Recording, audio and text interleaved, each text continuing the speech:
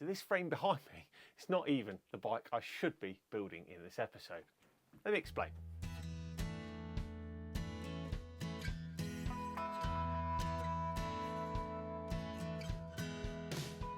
Okay, so let's get this out of the way. In this episode, if you follow me on Instagram, by the way, you will have seen the preparations of a Mongoose Hilltopper in chromo steel. It was a lovely looking bike that was going in the scrap bin, and I rescued the stuck bottom bracket out of it. It's this one here. This one. It was like a brushed steel, it looked really sexy, it was cool geometry, and it was going to be amazing until I started taking the brake things off, you know, the bosses, and I broke it. So I then went on a plea to none other than Frankie Says on Instagram, because he's a great big enabler of YouTubers like myself. Craig from Second Life Bikes, I know, has had dealings with Frankie as well, and he's an all-round top bloke. I told him about my woes, and I asked him about a frame I'd seen a mock-up of and whether I could buy it. So I basically asked him if he'd part with this.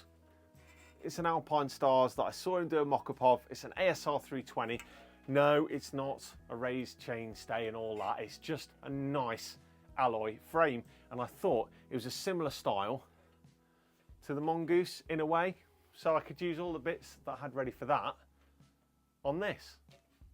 Speaking of which, I'll show you the bits.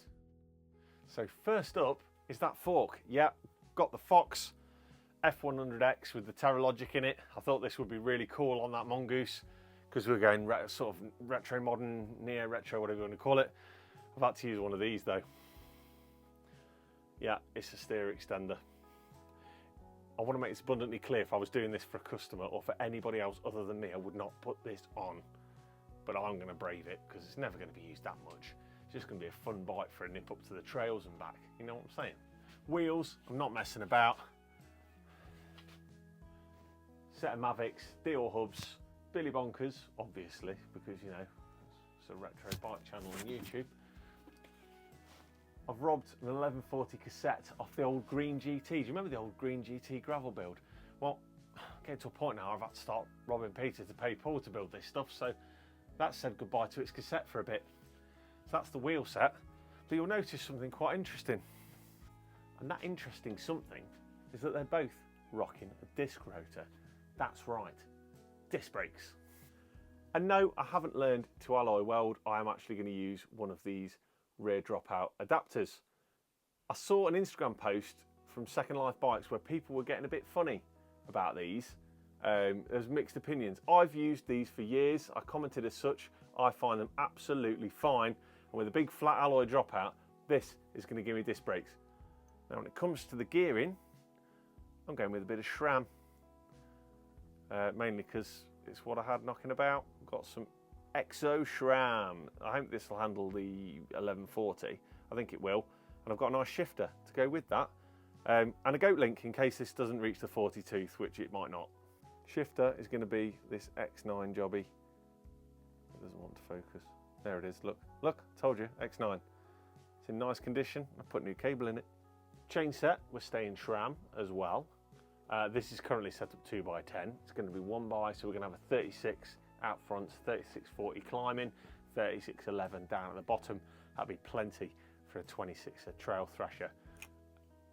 Brakes while I'm at it, Tektro Origas, that's what I've got. I've even restored them a little bit because the brake levers looked a bit tonk. Now, when it comes to the finishing kit, I'm not sure if my saddle choice is still going to work. I've got a Vuelta and some brown Craft Ale grips, which I thought were quite nice. These are off my old fat bike because I was going to go brown, brushed steel, you know, well, now it's going to be slightly pinky Alpinestars with brown Craft Ale grips. Speaking of pinky coloured frame, let's have a look at the frame. And here it is. This is the Alpinestars frame, which you saw me waving about a second ago. As you can see, it's a tidy thing. You can't quite see in this light, but it's like a rosy pink sort of silver colour. It's 7005 alley. It's had a cut and a polish. And let's just face it, Alpinestars, it's just cool, isn't it? You know? Can't wait to build this. Already done the obligatory chainstay protector, whole thing's been cleaned and it's ready to be built. Okay, so with that, the Mongoose is dead for now and the Alpinestars is going to take its place, and actually suits me a bit better because it's a bigger frame. So Frankie has helped my funk by providing this, and another one for another build. I'll tell you all about that in the next video. So let's get on and build it. Let's make this into a cool 26er trail ripper. Lots of modern stuff on an awesome retro frame. Here we go. Okay, so our first job with the Alpinestars is to get the headset re-greased and back to life. So it's a simple 1.1/8" open bearing type affair. So we're going to pack it full of old school grease, proper nice multi-purpose general greasy grease, so this will live on forever. Check the bearings, bearings are good. So just going to grease gun it up, put the bearings back in.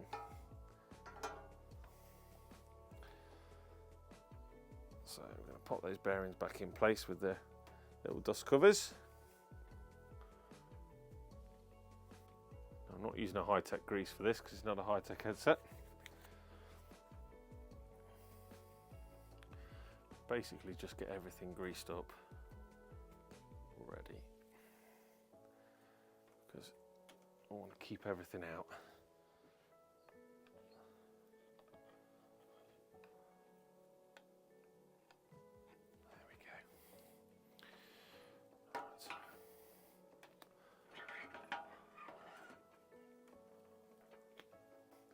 Little wedge, little wedge, little wedgy, wedgy, wedge. Right, let's put these spacers in. Is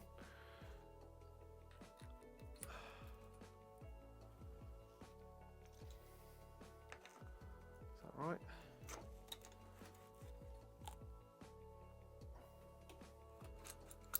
Take that one out. In my head, because I'm using a steer extender, I just kind of want to get the stem a little bit further down the extender, so it's just a little bit, in theory it should be fine. It's got nowhere it can go once it's under compression really, but in your head you know it's there. So but I want to use these Fox forks because it's part of the vision I've got for the bike, so even if it's just for little short rides, it'd be okay. There we go. Right. That's pretty good. And while I'm up front, let's get the bars in. I didn't show you the bars before, but basically the bars I'm going for are just some nice, big, fat, oversized, low-rise bars. And I've given these a coat of paint, so I am going to have to measure them to make sure they're in the middle.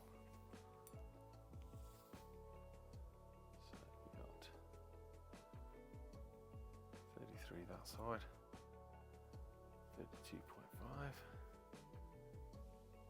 32.5, there we go, lovely. Right, turn these to the way I want them. They are roughly in the right place. That's pretty good, eh? Fresh new clamping bolts in this stem as well.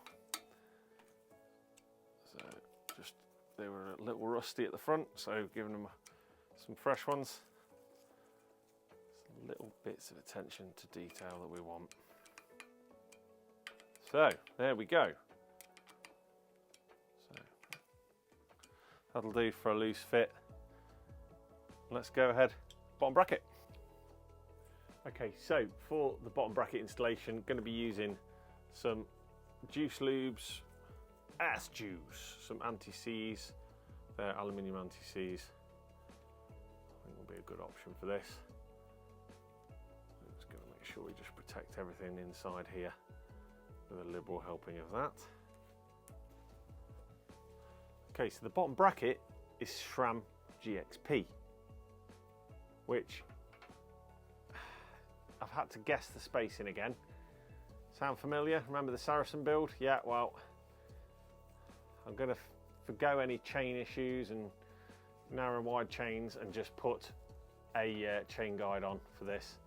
So, but this still fits, same external bottom bracket tool as Shimano, This is an Elviders bottom bracket. It's an old used one, but it should do the trick. So because the bottom bracket and the axle spacing is the unknown on this bike, the most major unknown, it's going to be the first thing that I want to get done. So I'm just thinking about my about my build management. I want to get it done. So I know once I've got this line right, we are winning. Little stroke of luck, I've just found a direct mount chainring in the box. So I'm going to pop that on instead of that 30/60, so slight change in ratio, but we're now going 34/40 climbing gear. That is lovely. Right, so get the back one, see if this fits. Okay, so moment of truth time. Let's do the SRAM GXP thing and bollock this up tight and see whether we've got any play. Oh, it's looking pretty promising so far. There we go. Pretty good. Perfect. And the chain line with that direct mount chainring looks awesome. Right, let's get some wheels in it. Almost forgot, before we do that all important wheel fitting, we need to get the adapter on for the disc brake. That controversial disc brake adapter. Let's make sure it's going to fit actually, because it's not looking good right this very minute. So it might have to go down quite low. Oh, that's quite interesting. Might have to use the little skewer hole. Interesting. Let's put a wheel in, see what we get. If you've not used one of these before, they just basically go over the dropout and they fit with the wheel. It can be a little bit snug. They basically fit, and you use one of the two holes generally to fit it in. Make it sit where it needs to be. Now I think we might need to just slightly adjust ours to get it to take what we need it to do, which is not uncommon, particularly if you've got an alloy framed bike. So I've sent the skewer through here. I'm going to put the skewer in through the other side just to offer it up. Now there we go. No, we're all right, we're all good. So pop that through there into the wheel.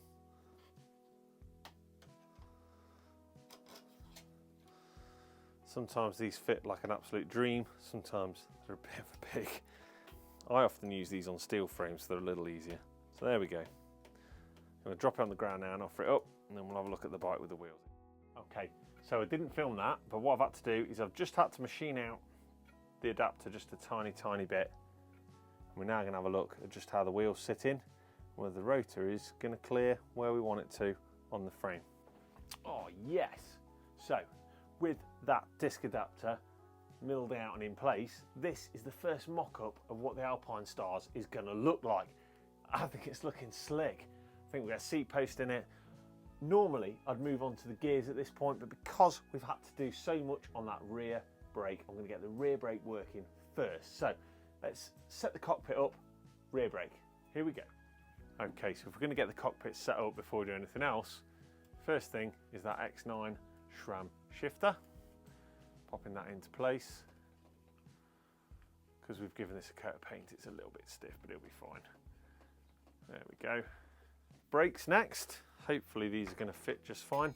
We've got some Tektro Aurigas which are still wrapped up. What I've done here is I've just given the levers a quick respray. So hopefully these are going to look a little bit fresher. They were really badly worn. So let's unwrap these badass beasties. Well, they're not really badass, they're Tektro Aurigas, but they look nice enough, and they're basically a Shimano clone, so they'll be all right. If you are doing a bike, this is one of those nice little things you can do to give your bike, or a bike you're thinking of selling, a bit of a refresh. If this item is perfectly serviceable, but it's just got wear from where hands and gloves have been, or whatever, a can of satin black is a great thing to have. A decent quality satin black spray just is going to give this a new lease of life. There we go, look at that. So the actual Auriga itself looks nice. The lever has now got just a nice fresh finish to it. And there we go, craft ale grips going into place as well. Yeah, you could tell I was going for a polished steel effect when I drug these out, but yeah, it'll work, it'll work, it'll work. Other side. And there we go, super comfy craft ale grip in place. Move my levers down a bit, and this is going to be roughly where we start. Just going to tighten up the grips while we're here. So they're just in place roughly. We'll do all this properly on the ground at the end. Now we're going to move to the back of the bike. Let's see if we can get this rear brake to work as it should. Okay, so here is where things could really start to get interesting. And that is, we're going to have to try and fit this brake and see whether it's going to be too close to the frame, whether it's going to just work straight off the bat, or whether we're going to need to do some filing, milling, facing, whatever. We just don't know. Until we get this down over the rotor, we won't know where we are. So we're going to slot that down, tighten these two in first. Okay, let's make sure these both going in all right. Just going to put these bolts in as they are for now, make sure the theory works, and see where we are from there. So, like any disc brake setup, I've got to centralise my caliper. So let's see what we get. I've got a sneaky feeling that I've put a bent rotor on here as well, but we'll see in a second. Okay, right, we've got a free moving rotor, that's good. So let's spin it,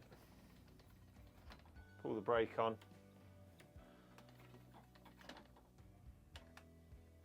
Tighten that off. Always do these evenly, by the way. Don't just bollock one up and not the other. Do them a little bit at a time until they're both done.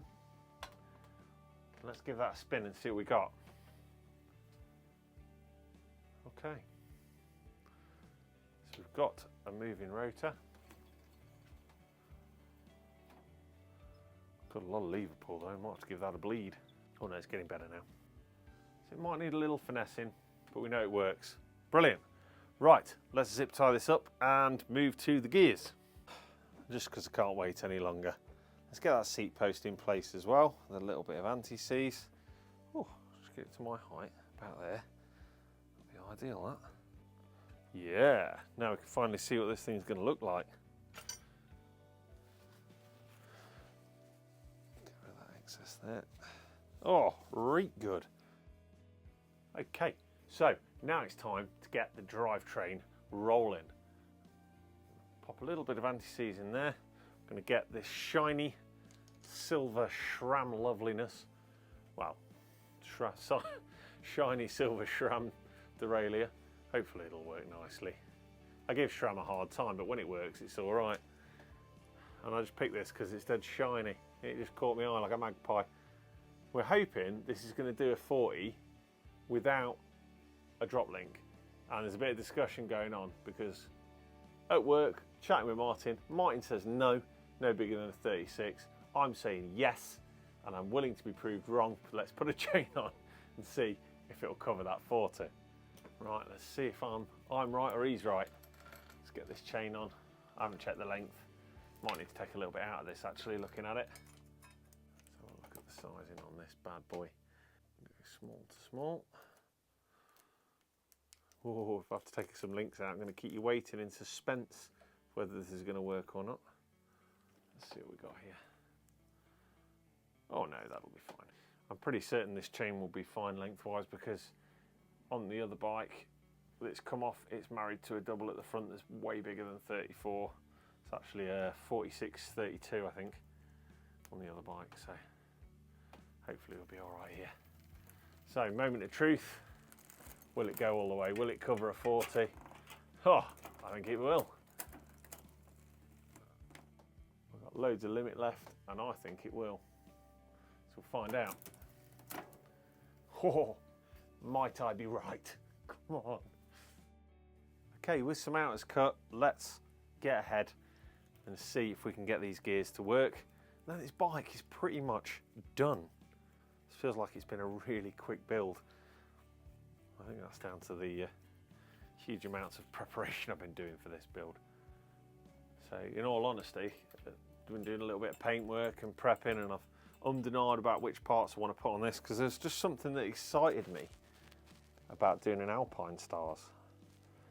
Well, actually, it's another brand that was distributed by More Large locally to me here, so it's kind of cool. I've put some extended liners, these nozzly liners, just on this section here, because these always get full of dust here, so I'm hoping that that'll keep it out. Because it's SRAM, cable routing is like an episode of the Crystal Maze. There's the crystal. I don't understand what I have to do. Well, that one wasn't too bad. Let's see where we are now. Let's cinch that over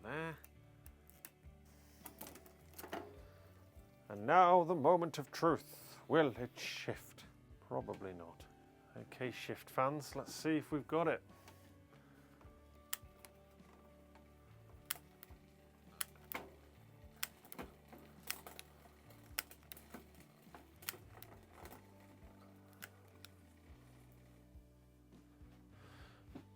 Oh, yes. I do believe it's working on the 40.